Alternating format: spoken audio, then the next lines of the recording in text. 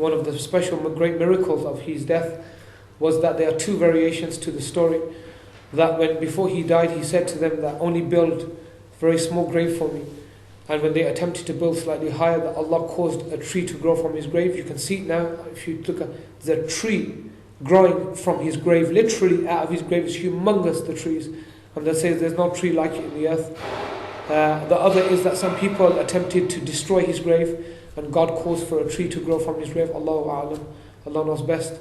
But there is definitely a humongous tree growing directly out of his grave, which you'll never see. You'll never see a grave. I'm not talking about a plant. The tree is, I don't know if you've seen it, it's a huge tree growing from the middle of a Nawawi's grave. You see? You know, they say that if foliage or there's plantation growing from a person's grave, that it gives rahmah to the Nawawi has a tree, you know, coming from his grave. I mean, Allah left a sign for the ummah.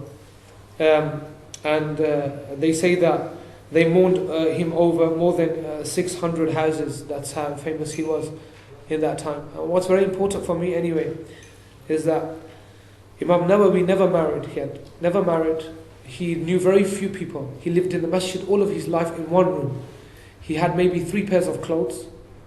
He had no money. He had no fruit.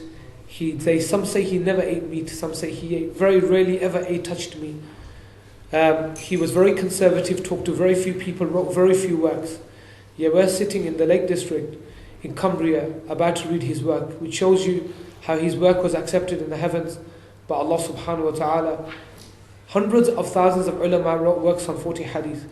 But everybody knows, if you say 40 hadith, every person will tell you, if he's worth his cloth that he's wearing as a student of knowledge, that the first book that comes to mind is the 40 of An-Nawawi. And we're going to go into why that is the case, inshallah.